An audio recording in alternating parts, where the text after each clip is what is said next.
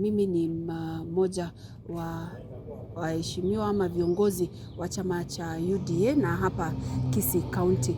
Leo tuko na hii exercise inaendelea ya kupiga kura katika chama chetu tawala cha UDA, ambapo tunachagua leaders kwa grassroots level.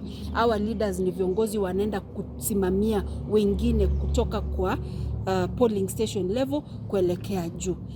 Kwa hivyo ni process imekuwa tangu asubuhi na ni process inaendelea hadi saa 11 jioni, na tumeona turnout imekuwa mzuri na watu wanaendelea kuja kupiga kura. Hii second phase ya after lunch watu wanakuja kupiga kura, na ni process yenye iko very fair and ni process yenye iko very open kwa sababu ni digital na watu wanapiga kura. Dakika moja ukifika pale unatoa ID yako, inakuwa verified na unapiga kura. Dakika less than 1 minute unakuwa umemaliza kura. Kwa hivyo tunaomba watu wajitokelezee saa hii afternoon, wakuje wapige kura, wachague wale viongozi wanataka waende kuwakilisha katika chama tawala cha UDA.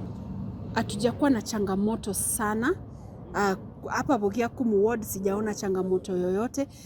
Ni ile watu, unajua asubuhi watu wametoka kidogo, labda ni kwa sababu wengi wamekuwa mashambani, wengine wamekuwa kwa makazi zao, lakini saa hii ninajua hii afternoon tunaenda kuona watu wakija kupiga kura kwa sababu watu wengi wamejua kura zinaendelea kupigwa.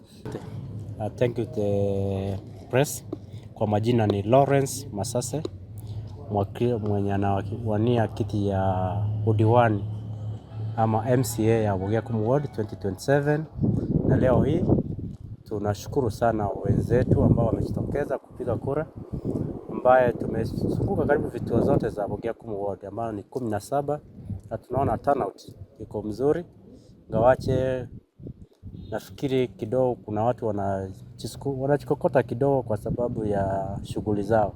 Hii siku ya leo ambao wameweka ilikuwa ni siku ya soko, so I think ndio maana watu wengi hawajatoka sana, lakini kulingana ile record tunaona kuna watu wengi wako na imani na hii chama.